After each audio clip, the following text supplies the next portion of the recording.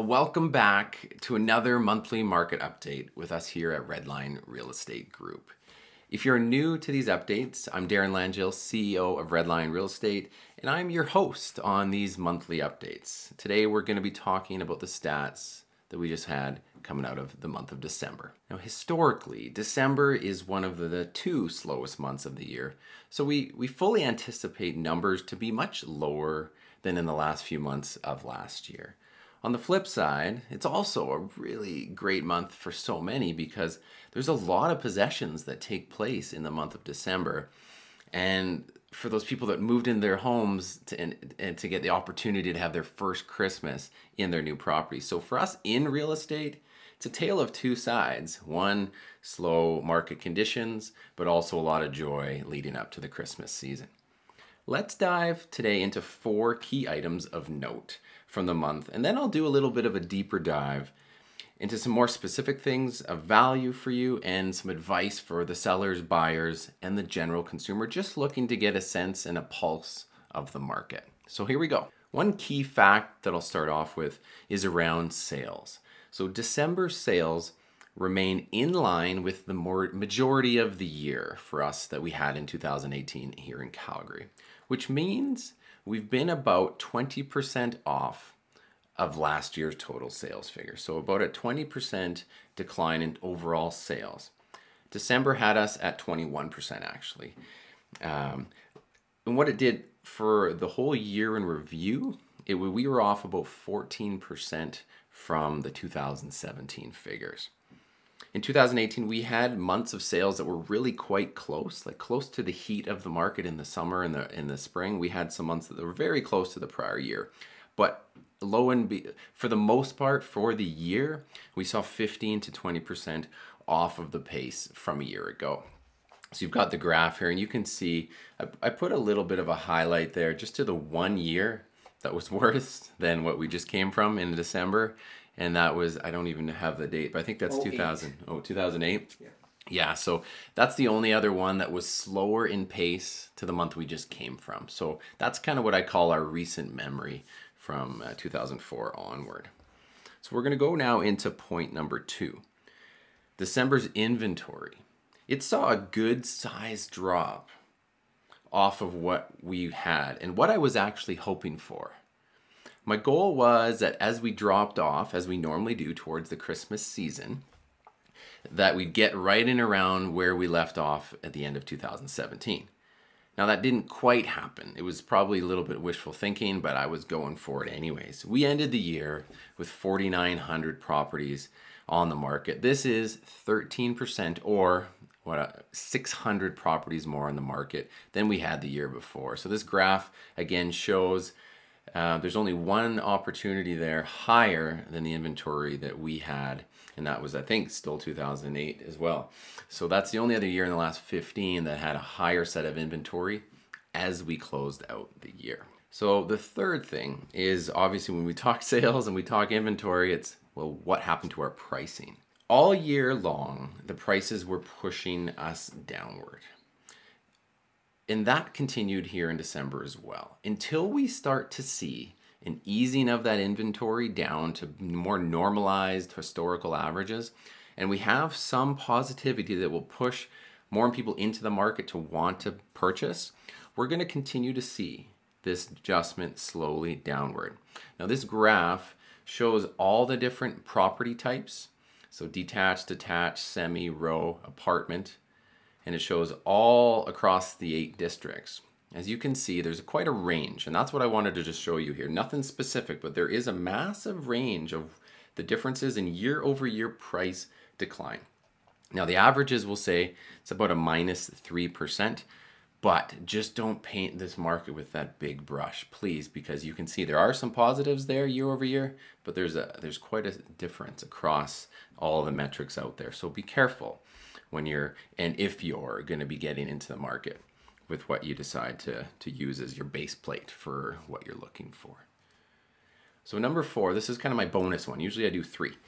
What this doesn't say, there's a few bits of good news, and that's what I wanted to point out. The December new listing inventory was 1,047. You'll say, well, why does that matter? Well, versus 1,221 in 2017. So we're seeing that marks 4 straight months where we've seen a significant drop in new amount of inventory that was hitting the market, which equated to over those 4 months, over those last 4 months of the year, we saw 700 less homes come to the market. So that is a good news story that we saw it taper, taper, taper, and taper to get to close to 2017 figures. This is certainly going to help us as we look to hopefully see sales rebound into the new year and hold off any kind of future price declines here as we enter the early spring market. All right, so that's enough of the high level stats. We're going to dig into some of the specific property types for your reference. And that's why, oh, Dave, you've got that graph up? Sorry. That's okay, we can put that, we're going to work off this graph anyway. So you might have already seen it for a moment or two. But a lot of people ask me about price ranges, so we're going to go right to that here. What this graph is showing is, you can see all the different price ranges on the left-hand side. And then I've highlighted 4 areas. This is December's numbers only. This is not all 2018. I'm going to get to that. So those 4 bands of prices you will see had the best overall performance when it comes to this month. So what you will see here as well is if you look at those numbers on the far right column, you'll see there's quite a range of differences. Some price bands really underperformed last year, and some, like those green ones, did basically the same. So again, it's very important for you to know what you're buying, where you're buying, and how that market truly is for you. Now flip to this next graph. This next graph is very similar to this. Now I don't have the price bands on the side, but what it is, it's pointed out in red I guess the ones that had the most effect. Now this is data from the whole year now. Last graph was just December. This is the entire year, and it's showing that over the course of the year, that 600 to 699 band, that's where we saw a pretty significant adjustment from last year in overall sales. 24 to 30% less sales in that band. So if you were in that range, you probably felt it. Now the green band is the ones that actually overperformed. There's one here with a couple in the small single-digit negatives, but for the most part, again, that 1.25 and above market overperformed 2017's as far as total sales. So that's the story that comes around from the price ranges. So I'm going to switch over. Another thing I always get asked is, again, areas of the city. Which ones are doing better than others? And I'm going to comment on this. I rank this by sales to new listings is one metric, and then overall prices. But when we talk sales to new listings, we did already say that the inventory really eased up in December. And that made an impact. So the amount of sales that happened to new listing ratio actually went up in December across everything except for the apartment market. Now, throughout the year, the apartment market was fighting back. I said that a lot in my updates. And it was. Its sales kept pretty close to the year before, where the other markets, not so much. But the last few months, the apartment segment saw its drop-off of inventory not be as steep as the others, which means at the end of the year, which I thought was our big clawback year, we ended up almost with the same inventory as we did the year before with the apartments. So its actual sales to new listings ratio was the only group that went up. I mean, it went down in the sense it didn't sell as many as it had the prior month just because of that inventory situation. And before I move on to the next thing, you'd expect to see a little worse of a ratio in January. And the reason that is because there's going to be a bunch of new listings that will likely come back to the market, and people that have been waiting to list until the new year will probably start to get their homes out to the market. Now that will happen before we'll see an influx of new buyers to the market. So expect in January the sales to new listing ratio go the other way again, and you'll see it drop a lot lower. And as I just hinted at earlier, the majority of the market saw a year-over-year decline in prices. And when I look into this around the districts and the types of properties across the city to see which areas might have been the least affected by this or maybe unaffected by this, there were 4 districts in the apartment segment alone that saw year-over-year positive increases, which again, 4 out of 8 is pretty darn good. So again, that fight the apartment segment had obviously is paying a little bit of dividends here all the way through December. The semi-detached market only had 1 market in the positive year over year, and that was the north segment. But then all others between the row, the attached, and the detached saw year over year declines. So other than those 4 in the apartment and that 1 in the semi, we're talking a small negative story as far as year over year pricing. And then again, a lot of people's favorite is hottest communities. Because the metrics get a little skewed in December because the numbers and there's just less data points, it's probably not as full of a representation as I'd normally like. But that being said, there was and is many communities still selling through at a pretty good rate versus the city of Calgary average, which is about 5.2 months of supply. I've got a list of nearly 20 communities here that are under 2.5, so say half of the average. Bonavista Downs is one of them. The little town of DeWinton. Pritis actually was selling through. Fairview, Coral Springs, Scenic Acres, McEwen Glen, and then the list goes on. So if you're interested in some of those hottest communities, please let me know. There's another ratio, that listing to new sales to new listing ratio. Again, there were some that sold through everything that came to market and even more. So that's great news. So again, depending on what you're looking at and where, you might see some hot little communities out there, such as Huntington Hills, Fairview again, Scenic Acres, Legacy as one of more of a larger community, Erin Woods, and Southwood. So all of those sold more than 200% of the new listings that came to market. So I'll call those hot as we can get. All right, let me wrap up with kind of 3 things, and it's going to be the buyers, some information for you, sellers, and then the general Calgarian. What should you know about this market? So let's go right into the buy. So here we sit. We're in the 2nd week of the 2nd slowest month of the sales year. From here, sales will trend up as more people are going to get into the market.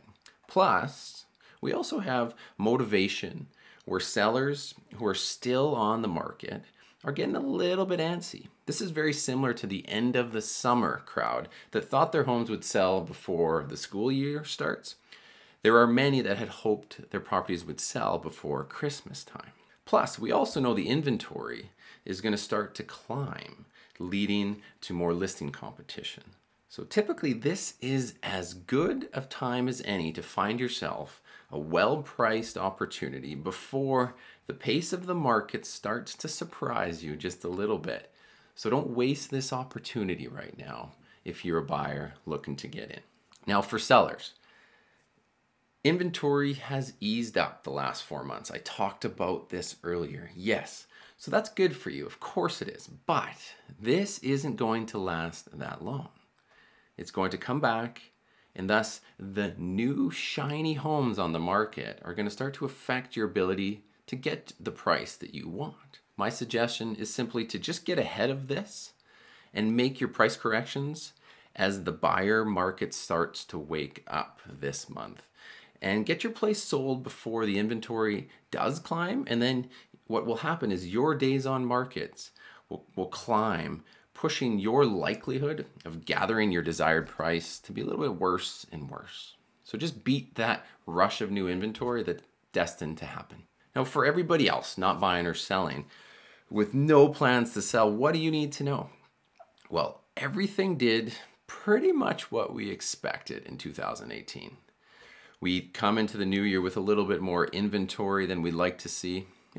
But honestly, there's a lot happening in Alberta, both Alberta politics, the federal politics, this year that might have a profound effect on the direction of the next few years of our market. So let the spring market cycle start to heat up, to play up.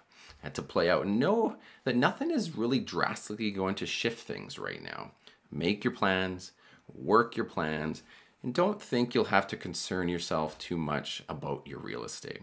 And of course, if some trends appear out of nowhere, I'm going to be the first to let you know.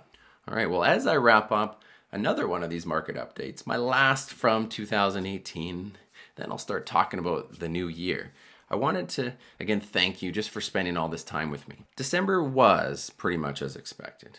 We're now in this new year. We have this new set of challenges that we're really even unaware of, but it's going to be a familiar set, whether we have a political change or not, federally, provincially, or both. This will certainly probably affect us.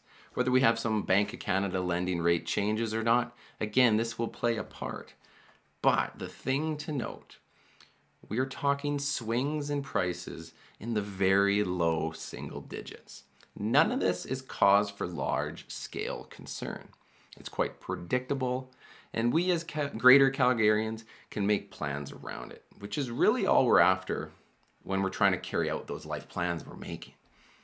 So if you've got those specific questions about your price range, your area of town, and need some advice on what to do and or how specifically you might be affected, you have to reach out. There's a lot more information that I would ever want to concern myself with on this update. So please reach out to get light on your specific situation. Happy belated New Year's, and I look forward to seeing you next month.